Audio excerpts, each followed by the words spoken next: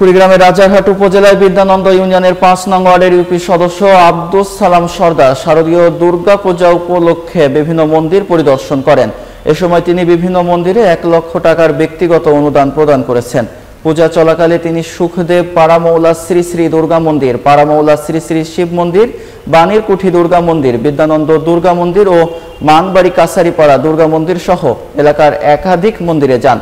এ সময় বিদ্যানন্দ, নাজিম খান ও ঘাড়িয়াল ডাঙ্গা ইউনিয়ন সহ কয়েকটি মন্দিরে মোট ১ লক্ষ টাকা ব্যক্তিগত অনুদান প্রদান করেন তিনি।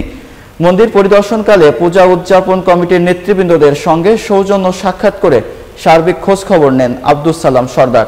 তিনি বলেন, সাম্প্রদায়িক সম্প্রীতি আমাদের গৌরবের ঐতিহ্য। শান্তিপূর্ণ পরিবেশে দুর্গোৎসব উদযাপনে সর্বাত্মক সহযোগিতা অব্যাহত থাকবে।